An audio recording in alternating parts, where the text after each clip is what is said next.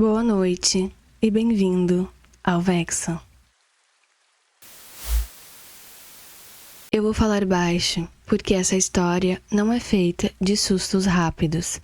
Ela cresce devagar, do jeito que a estrada cresce quando você dirige de madrugada e percebe que já não lembra quando foi a última curva, o último poste, a última casa acesa.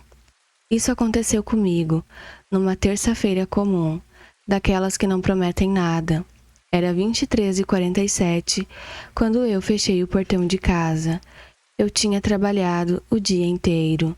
Estava exausto, com aquela dor atrás dos olhos que só aparece quando o corpo já passou do limite, mas a cabeça insiste em continuar. Peguei a mochila, joguei no banco do passageiro, conferi o celular, 12% de bateria, e pensei que dava tempo. Sempre dá, né? O caminho era conhecido, uma estrada estadual simples, 2 faixas, acostamento estreito, canaviais dos 2 lados, e aquele cheiro de terra úmida que só aparece à noite.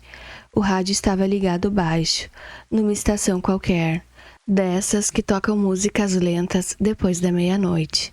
O relógio do painel marcava 00:08, quando percebi que não tinha cruzado com nenhum carro havia tempo demais. Não há medo de estrada vazia. Quem dirige de madrugada aprende a gostar do silêncio.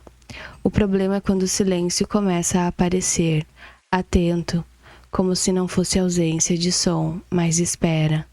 Passei por uma placa torta indicando um vilarejo que eu nunca tinha ouvido falar. O nome estava apagado em partes. Restavam só 3 letras visíveis. Pensei em reduzir, mas continuei. O GPS piscou, recalculando a rota, e depois simplesmente apagou. Tela preta, sem aviso, sem erro, só desligou. À 00:21 começou a neblina.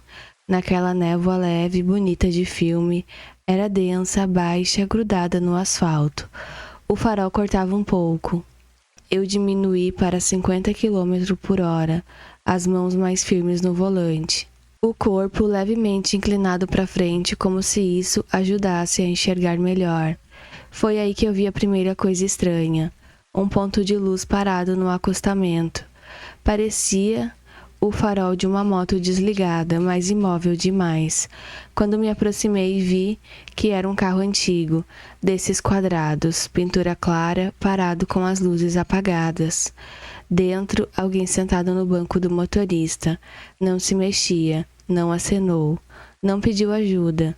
Só estava ali, olhando para frente. Eu passei, não olhei para trás. O relógio marcou 00:34, quando eu percebi que a estrada não tinha mudado. As mesmas curvas, mesmo trecho de mata fechada à esquerda, mesmo barranco à direita. Eu deveria ter cruzado uma ponte há pelo menos 10 minutos. Não cruzei. O rádio começou a falhar. Entre uma música e outra surgia um chiado estranho, quase como uma respiração. Eu aumentei o volume por impulso, e foi quando ouvi a minha própria voz. Não falando palavras, só um som baixo, arrastado, como se alguém estivesse tentando imitar minha respiração depois de chorar muito. Desliguei o rádio na hora. À 00:41, os postes começaram a aparecer, apagados, um após o outro. Estrutura em pé, lâmpada lá em cima, mas nenhuma luz. O farol do carro fazia sombras longas, que se moviam no canto da visão. Eu comecei a suar frio, aquele suor que não vem do calor, vem do corpo avisando que algo não tá certo. Foi então que o carro morreu. Silêncio total. O motor apagou suave demais, sem tranco, sem falha, como se tivesse sido desligado por alguém que conhece o tempo exato das coisas. Tentei dar partida, nada. Painel apagado, celular morto. E aí ouvi passos. Não eram rápidos, nem pesados. Eram arrastados, vindo da neblina, pelo lado do passageiro. Eu não me movi. Não respirei fundo. Só fiquei ali, olhando para frente, repetindo mentalmente que se eu não reagisse, talvez aquilo fosse embora. Uma mão apareceu no vidro.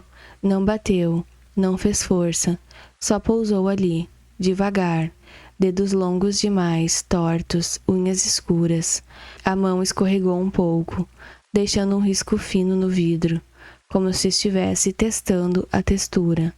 Do outro lado, uma voz baixa disse meu nome. Não gritou, não perguntou, afirmou. Eu fechei os olhos. Quando abri, o carro ligou sozinho. O painel acendeu. O motor funcionava normal. A mão não estava mais ali. A estrada limpa, sem neblina, sem postes apagados, sem nada fora do lugar. Eu dirigi o resto do caminho em silêncio absoluto. Cheguei em casa às 2h06, estacionei, entrei, tranquei tudo. Só que quando sentei na cama, percebi que o tapete do carro estava molhado, como se alguém tivesse entrado com os pés encharcados. Na manhã seguinte, conferi a rota no mapa. O trecho onde tudo aconteceu não existe. Não tem vilarejo, não tem curva, não tem acostamento. Desde então, eu evito dirigir à noite, e quando preciso, nunca paro se alguém estiver parado na estrada, porque algumas viagens não querem carona, querem companhia. Essa história aconteceu comigo quando eu ainda achava que estrada era só asfalto, quilometragem e prazos de entrega. Hoje eu sei que existe outro tipo de viagem, aquelas que não constam no mapa, mas constam na memória de quem voltou. Era quinta-feira, 2h18 da madrugada, quando eu passei pelo último posto aberto, antes da divisa do estado. Eu lembro do horário porque olhei no relógio do painel, enquanto o frentista fechava a bomba, bocejando, e me desejava boa viagem, sem nem me olhar direito. Café fraco, banheiro gelado, aquela rotina que todo caminhoneiro conhece. Entrei na cabine, fechei a porta, liguei o motor e segui. Eu transportava carga seca, nada especial. Papelão prensado, entrega marcada para amanhã cedo. A estrada era longa, reta demais, cercada de mato baixo e trechos sem iluminação. O rádio estava ligado, mas só chiado. Celular no suporte, sem sinal, normal. O problema começou quando percebi que o marcador de quilometragem não estava mudando. Rodei uns 15 minutos depois do posto. A mesma placa verde apareceu de novo. KM 214. Achei que tinha me distraído. Continuei mais 20 minutos. Outra placa. KM 214. O corpo reage antes da cabeça, um aperto no estômago, um frio no peito. Reduzi a velocidade, olhei para os retrovisores. Estrada vazia, nenhum farol atrás, nenhum na frente. Só eu e o ronco constante do motor. Era antigo, modelo velho, pintura cinza desbotada. Estava desligado, sem pisca-alerta, sem luz interna.